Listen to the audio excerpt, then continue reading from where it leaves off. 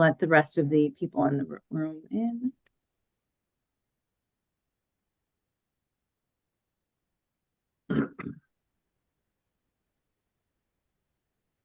Leonard, That's everybody.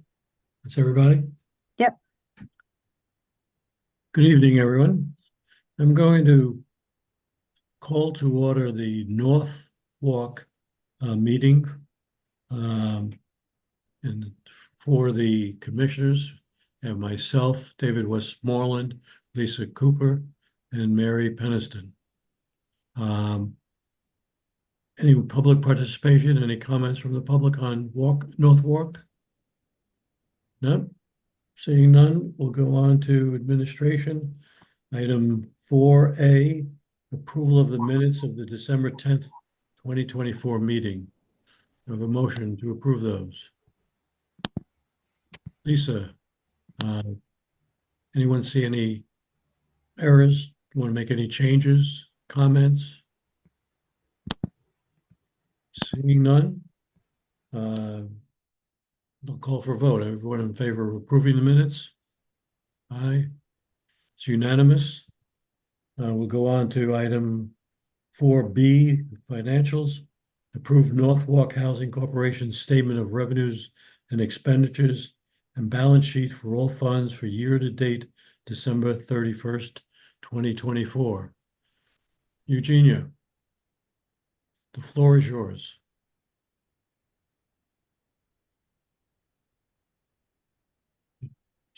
Eugene. I think you're on mute, Eugenia. There you go. I'm sorry. I was looking, did you guys approve the year-to-date September 30th before I start my December?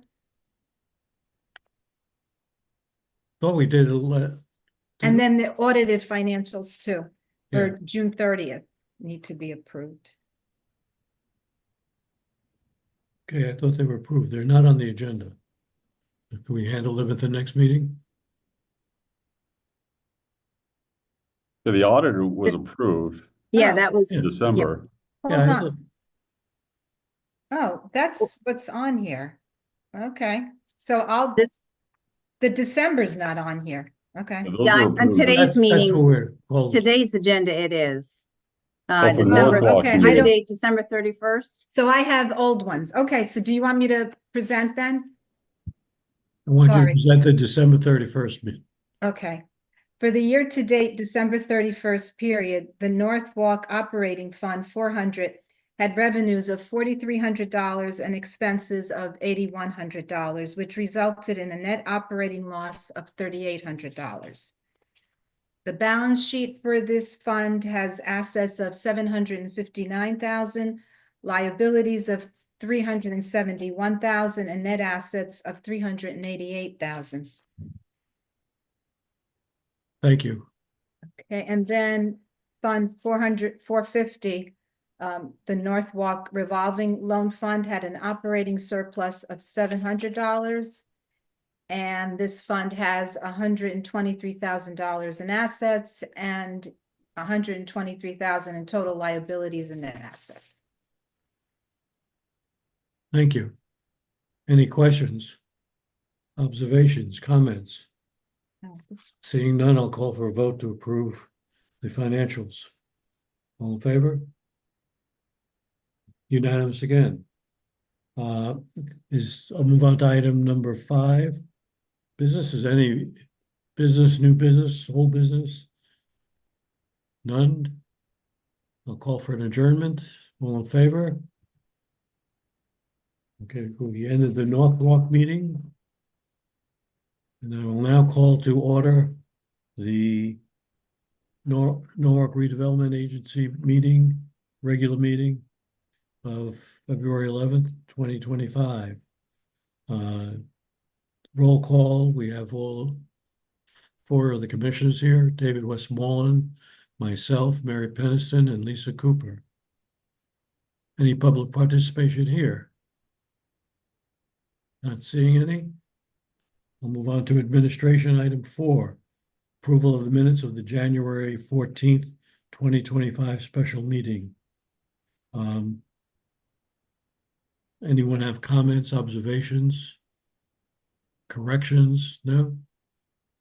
I'll call for the approval of the minutes of January 14th. All in favor? All right, unanimous. Looks like unanimous and one abstention. Abstain. Going to the financials.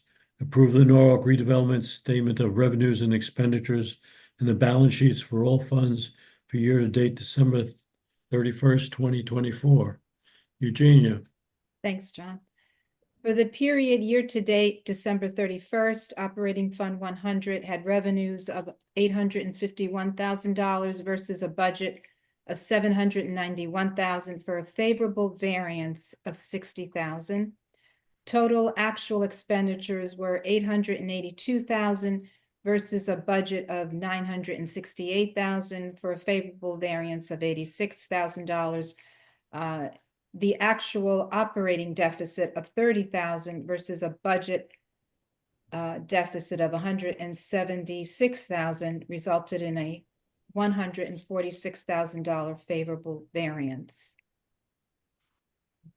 Fund 100's balance sheet at December 31st had $4,106,000 in cash, accounts receivable due to other funds, property, right of use asset and other assets, and $650,000 in net loans receivable. This fund had $2,303,000 in liabilities and $2,453,000 in net assets. And the financial statements for the other funds are also included in this packet. There are no major variances except for Fund 300 and 500, which both had operating deficits of $234,000 and $196,000 respectively. Both amounts were billed and reimbursed in January. That's all. thank you. Any questions, observations, comments? Nothing. Make a motion to approve the financials. All in favor? Unanimous. Thank you. And we'll move on to item 5A, design review of 24 Belden Avenue, Riverview Plaza. I'll turn that over to you, Brian. Okay, great. We're actually joined by the applicant and our design reviewer. So I think we'll start with a presentation by the applicant, just going over the project, and then our design reviewer can bring up any comments and we can take it from there. So I don't know if Attorney Blank, are you going to be presenting tonight? Yes, great. Thank you. Adam Blank for IJ Group LLC, owner of 24 Belden Avenue. I'm going to just share my screen here.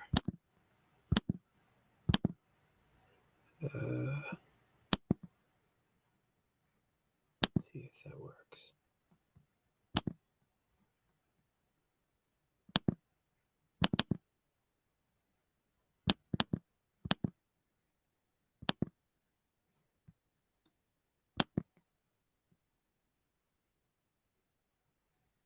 All right. Let me see.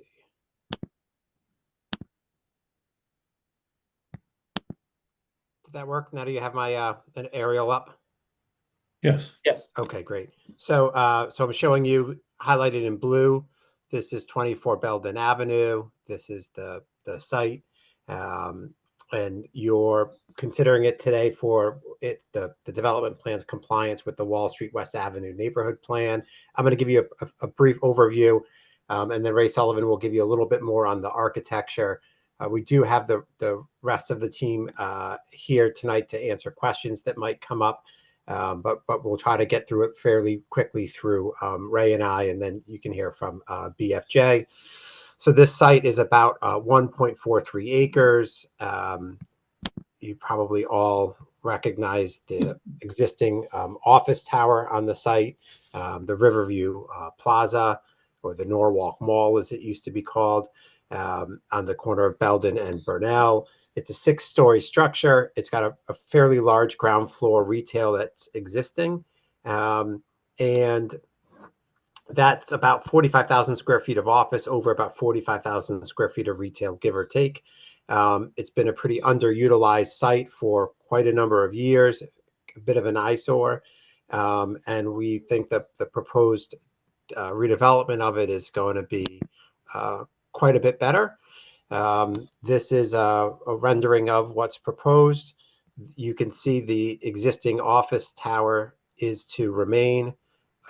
The bulk of the retail underneath remains, and we add a new hotel on the corner of Belden and Burnell, and down further along on Belden, we add an apartment building. The hotel will be 99 keys, 99 rooms. The apartment complex is a 102 unit apartment. Again, the office tower would remain, and about 30,000 square feet of retail at the ground level would remain. 10 workforce housing units are created. It's a complicated site. Underneath our property, there's a garage that will remain that's underground with 85 spaces. And then what used to be the Avalon, now the Confluence here, that's 26 Belden. We have a shared parking arrangement with them with access to 205 additional spaces at that site. As you know, this project was referred out for a peer review or by BFJ. We worked with BFJ over the last 2 months or so, and we narrowed it down to about a dozen or so suggestions or recommendations that BFJ had for the project. We agreed with all of their suggestions or recommendations. Some have been incorporated into the plans that are now here. Some we've agreed that we will comply with as a sort of a condition of approval. We were in front of the Planning and Zoning Commission this past Wednesday on February 5th. They approved the development at their meeting on February 5th. And as part of their approval, they approved it subject to about 8 or so written conditions that we comply with that came directly from BFJ and included what we believe to be all of BFJ's recommendations. And it was P&Z's opinion, as well as we think BFJ's and certainly ours, that the redevelopment is a massive improvement to the neighborhood and to the site, and that it fully complies with your plan, of course, subject to us complying with those conditions of approval. And we'd ask you tonight to find us in compliance with your plan with the same conditions that Planning and Zoning imposed upon us. So with that introduction, let me kick it over to Ray, who will just give you 5 minutes or less on the project. Ray? Yes. Can I grab the screen, Adam? You should be able to. Okay.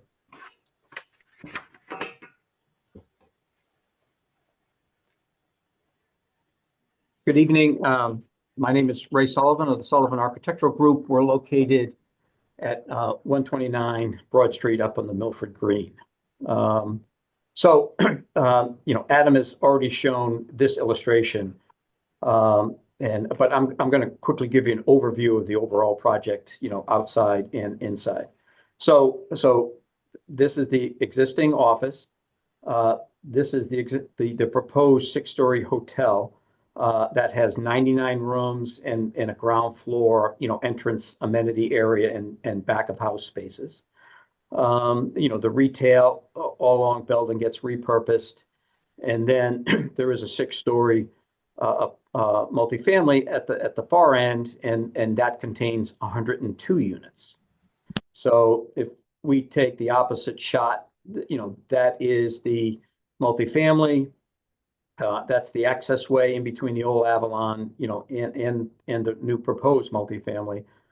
This little inset here just shows that the entrance is partway down, the access way.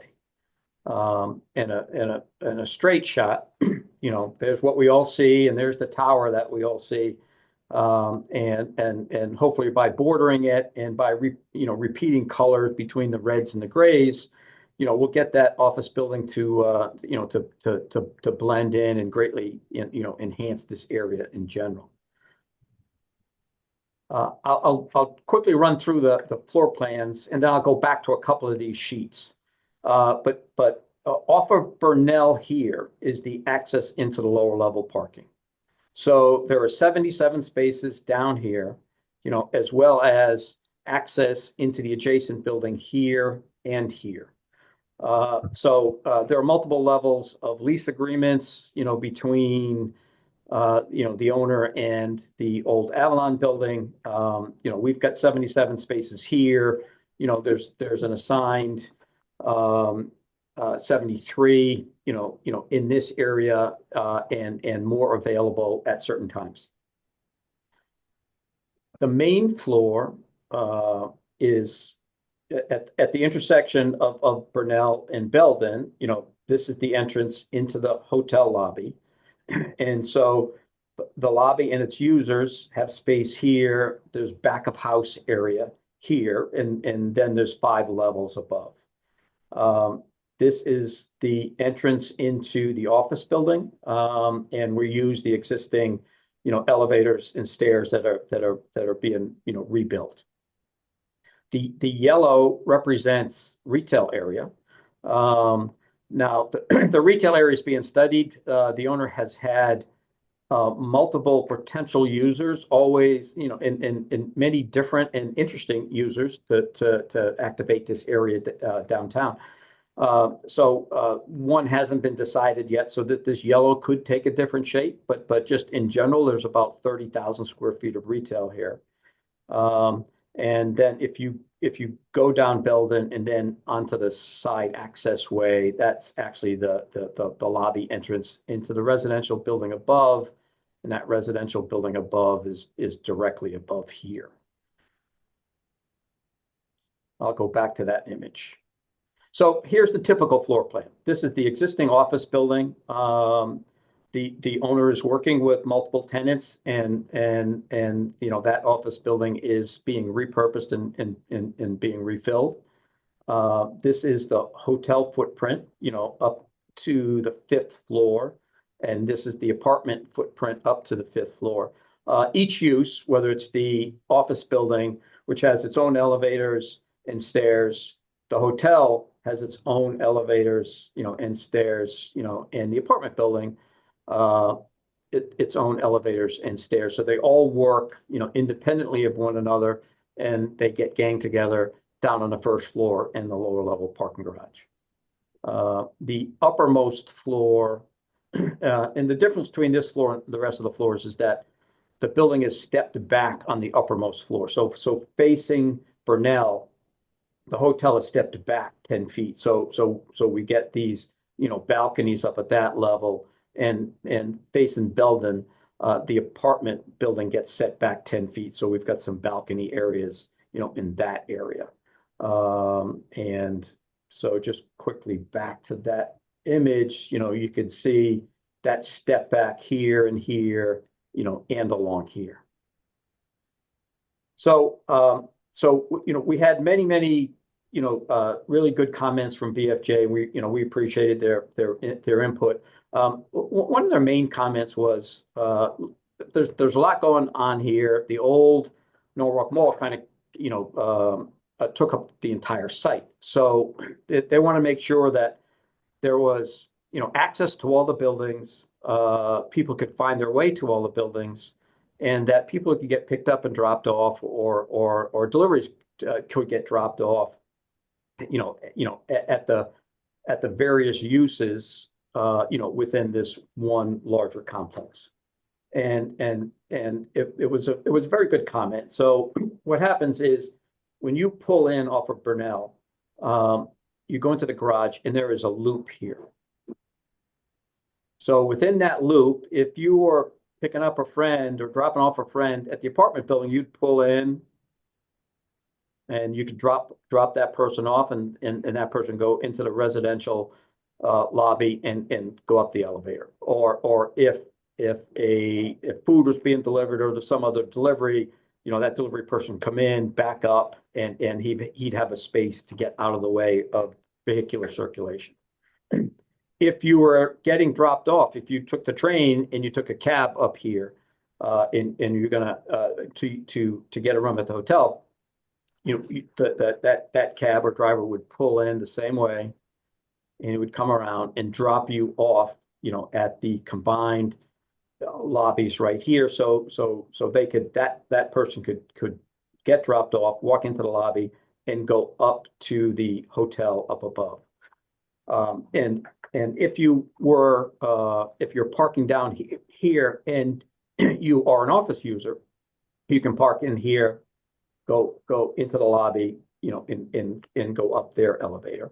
And if you had, if you were handicapped and needed the handicap parking is down here. And so from that handicap parking, you can make your way to the lobby areas. So, so we realize we need good signage outside for that. You know, we don't want people stopping at the intersection of Burnell and Belden. And you know, we're not applying for signage yet. You know, part of the issue is that we're identifying the retail tenant, we're identifying the hotel user, and the owner has you know, a lot of very good interest in both of those users. So, but once they are identified, kind of the final solutions to kind of that signage and maybe tweaking of the circulation, you know, will be made. So another interesting point that BFJ brought up was, gee, you know, we want to make sure that the hotel doesn't bring their trash down to the lower level garage and then just stick it out on Burnell come trash day. So what happens is that if you are the retail user has access to two oversized loading doors here.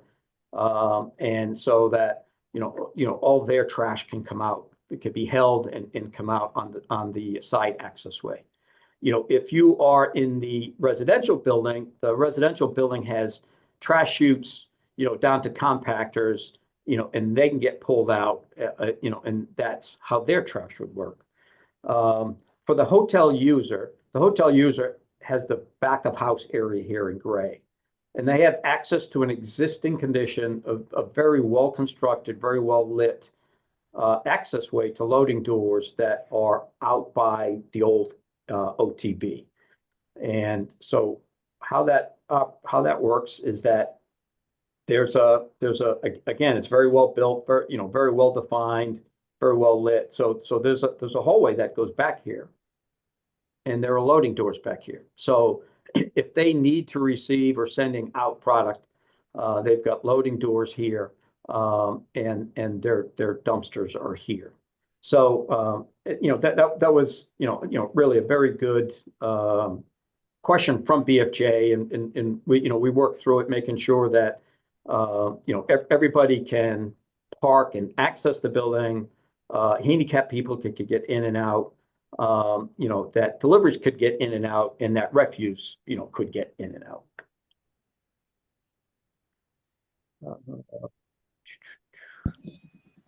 And a couple other points, you know, BFJ also said, you know, you know, we should really define the entryways a little bit more. And one of the entryways that was lacking was the office building. So this is actually the entrance into the retail, and there's kind of high hopes for the use of this retail. This is actually the entrance to the office right here. So you know, we enlarged this, provided a canopy, and you know, and that's direct access right into the elevators and the stairwell. The Belden Ave drops off, but it's level with the building here. So, you know, one thing of note is that we provided, you know, there's a sidewalk that goes all the way along the building. And there's also, we created a walkway in front so that we've got a level access point, you know, to all the users. You know, BFJ also mentioned that, you know, all the spaces, you know, need signage. And so, there is a canopy signage here for the hotel, and I, you know, we'd have a sign out here saying that that this is the residence building, and you know, we identified the residential entryway down along the side. You know, another small point is that we're separating the buildings, and we've got some roof deck here, so that's going to be a roof deck plaza, you know, for the residential users. All right. I think, Ray, I mean, unless they want to hear all of the BFJ points, I think we can let BFJ raise any concerns that they still have, because I think they're all addressed in the conditions. Okay, so I'll stop share, I apologize. I had a previous public hearing in Hamden, which I have to get to, so I'll be around for a little bit, but you know, I may have to jump off soon. So Mr. Agneri, I think, you know, other than maybe hearing from BFJ and then any questions that you folks have, that's sort of all that we needed to present this evening. Okay, thank you. Frank, do you have any? Yeah, I can be brief and summarize this quickly. We did have an initial memo out in December. We have, as was said earlier, been reviewing this. We started in December, so it's been about 2 months now. We did send an initial memo on the 17th. We followed up. We had a meeting by Zoom with the applicant after that, followed up with a January 9th memo, and then that got the conditions that we suggested. There's basically a dozen of them were incorporated into the P&Z resolution, which was mentioned of February 5th. So those, all of those conditions are in the I imagine that Jonathan and Brian have copies of the P&Z resolution. But very briefly, we had 3 sort of major components to our views, and I think that Ray's done a good job of summarizing them and agreeing to make some changes. The first was the front of the building, and to clarify it and to give it definition in terms of where the entry points are, the signage, and the landscaping, and to produce a landscape plan that shows fuller wraparound both on the front and the sides on Bunnell and the west side of the building. And they've agreed to do that. The second major point was we felt the color scheme that was originally chosen was a little bit dark, to use an unscientific word, for the site, given what's around the site and its context. They've responded to that. And that was shown in what they showed earlier, particularly in terms of the hotel, and then a lighter gray color to the new material that would be put on the existing office building. So I think they've done that. Our third was the garbage. It was garbage related to other things happening on Bunnell and on the east side of the building. You've got an entrance to the hotel, you've got a driveway down for the underground parking, you've got buses, at least now, traveling southbound on the street. And to put a garbage truck on, having to pick up garbage from the building at that location, we thought was problematic. So I think that they have committed. We have not seen final drawings of any type, but they have committed to those garbage being picked up primarily on the west side of the building. So it doesn't mix with taxi drop-offs that Ray described, people coming into the parking underneath, the buses coming south. It's a busy little area there. And I think that was our third sort of major point. The other points related to the upper floors of the building, windows, fenestration, and I think they've answered those. So basically, the points of the resolution of February 5th by P&Z gives you the conditions that we recommended be accompanying approval of this. So we did recommend approval subject to the conditions that are in the P&Z resolution. Okay, thank you. Any questions, comments from commissioners? David?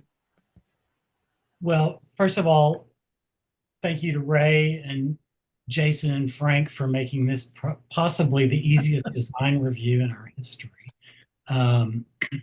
So it's great. I think the design is good. I've actually always liked the office tower. I thought it was well designed. It was the first floor retail space that kind of clunked the whole space up. And I think this looks really good. I'd also like to thank Mr. Milligan for cleaning up the property and making it look 1,000 times better the moment he bought it. So it's already better. The only question I have really is really just about we approved sometime last year a project. I think it was more of an extended stay hotel and some apartments for Mr. Milligan over on I think it's between Isaacs and Leonard Street. And I just wondered if adding a hotel here, does that impact the other project at all, or is there a market for both, or is that other project still going to move forward? It's just a general question. And I don't know if Jason may or may not be on. If Jason, if you want to cut me off, you can. Otherwise, the plan is to move forward with them both. However, we're trying to determine whether the market can really tolerate two from scratch, or whether you've got to get one established first before getting the other in. And so I know Jason has talked with some hotel operators to operate both, and we're definitely going to get one of them off the ground first, I think, and then the second as quick as we can after that. Okay. Any idea which one? Is there a favored project that will start first, this one or the other? I don't know that Jason's decided that yet. It's hard. So I know Jason and I have batted it around, and you could make really good arguments for either one.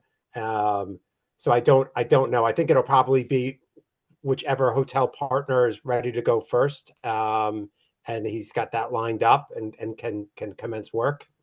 It'll be that one first. Okay, that's fair enough. If I can ask on that same subject, what happens if after you open one, you find that there's no need for the other one? Are there plans for that? So well- I'm on. I have a new computer. Now I got my phone, so No. I can you can stop tap dancing. All right. He's doing a good job. Yeah, for sure. So we did a feasibility study. The market can definitely absorb both, and there's a lot at play. So, as you might imagine or may not imagine, getting these approved is one hurdle and one step, but then there's a lot to line up, from bank financing and the actual builder. I'm not going to build this with my bare hands, so I've got various people I'm talking to about either partnering or hiring, and I've interviewed 9 different hotel operators and all major brands. So a lot depends. You asked me today, I'll tell you one thing, and in a week it may be slightly different. But and like Ray said, we had different retailers that have been interested and very close to coming in, but we got to get it all worked together. If you put a retailer in there now, they're going to be dealing with quite a bit of construction. So working through all that is tricky. I can tell you unequivocally, the hotel on Belden is by far more preferable for all brands. Every single one wanted to be there. The access and the proximity is great. It's great for the neighborhood, but it's also, you don't have to be in this neighborhood to use it because it's one turn off of the highway. The other one, that's why it was an extended stay, is a little bit off the path, but still there's enough demand drivers. Either one would be the closest hotel to the hospital. There's the college that's down there that has things several times a year that would fill both hotels. So, but that being said, we are analyzing all sorts of different things, and I hope we'll be getting going on at least one of them very soon. So it's a good question. We're asking ourselves similar questions all the time. Thank you. Yeah. I think the project's great. I like it. Yeah. Questions. I agree. I think it's a vast improvement over what's there and be welcomed. So any other comments, Mary? I know it's not our purview, but I'm just curious, is the parking for the hotel and the apartments going to spill over? Because I'm thinking, you talked about the number of units with 77 parking spaces. I was just wondering how all the parking is going to be accommodated, given that you said it was 102 units for the apartment building. I know you're not expecting much parking for the hotel, but still, I was just wondering how that was gonna work out. It's a great question, and you're not the only one curious about it. And the short answer, and the one I can get comfortable very quickly with, is we'll see. And I'm equipped to handle it very well. We're drowning in parking over here. I've got across the street, I've got parking that's underutilized. I got parking all over the place. We have 500 cars across the street in the Yankee Doodle garage, which has never been full a day in its life. And 3 of the floors are rented for vehicle storage to businesses and the police. And then Avalon has 600 parking spaces, and we already have a shared agreement. The courthouse is empty. The Eagles Club is empty. The medical place is empty at night. You know, you could park 5,000 cars over here. So it's a little bit about management and working it out. And I know it scares planners to say, you know, like, let it go wild a little bit, but it will be, we're gonna need to meet the needs of the people. The other thing is, I can tell you, and I can promise you, I have 100 units over in this neighborhood. Most of them don't have any on-site parking. You know, some of them do, but the people we're attracting are the people that love it. They walk to work. A lot of people live and work in the neighborhood, so they have scooters, they have bikes. A lot of them have pressed us for additional bike storage, and I'm psyched for that. And the bike walk, or the bike trail is right nearby. And there's a whole group of people in town that are banding together with the sustainable street stuff, and they really take pride in not needing a car. So we're building the apartments smaller and kind of geared towards that type of user. But you never know. Some of the partners I'm talking to are trying to push me out of that type of design and want to make the units a little bigger. So good question. Don't have all the answers. If we were overrun with abundant cars, we could still handle it. You kind of alluded at my second question, which I also know is not the purview of this meeting, but it did look like most of them were 1-bedroom apartments or studios. Is that right? Yes. And the reason is, it's a lot of the competition builds the same stuff. Larger spaces, more amenity space, and it's the safer bet, right? You appeal to more people, but you pay more. So it's like, the amenity space, the marginal expense for amenity space is less than building apartments because there's less plumbing and heating. And it's like, you can tuck the amenity space into some other underutilized spaces. But it does add up, as does the parking, and all of that gets passed down to the consumer. So I don't know if you've heard this term, but I love it. There's capital A affordable and there's lowercase a. Capital A means you are restricted and your deed, you know, controlled, and there's a lot more compliance. Lowercase a is sort of naturally occurring, and just by the very nature of the way they're set up, they're just cheap, right? Like, we're in the lower end of the spectrum, definitely some of the least expensive for newer buildings with modern stuff. And there is demand for it. Is there demand for thousands of them? No, but 100? Yes, there definitely is. And we'll attract those people, hopefully. And when you say affordable, I'm just curious about what you imagine the range of rents might be for those. As much as I possibly can get from them, but still cheap. No, I'm kidding. It's upper teens to 2,000, maybe lower 2,000, depends how big they are. But I say that jokingly, right? We have to be able to pay the bills and cover the cost of construction, but we're trying to build it as inexpensively as possible to be competitive. So, but they're definitely in line with, and less expensive than newer ones, and in line with older places, right? If you're someone that has not a lot of stuff, doesn't like to cook, or likes to go out a lot, and has an e-bike, you're gonna rent from us. Thank you. Yep. Do you have special storage for the e-bikes, which have been a problem? Have the e-bikes been a problem storing them, you mean, or just in general? Well, storing them in a safe spot so that in case they turn. Catch on fire or something?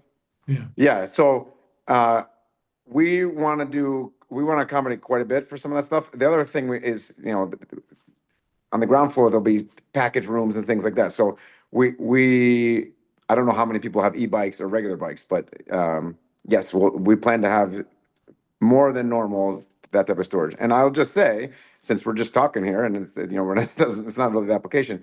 I really, really, really, really want a bike store in this neighborhood, and I'm willing to subsidize it. So whether that means very inexpensive rent, or, you know, investing into the company or something else, I want it.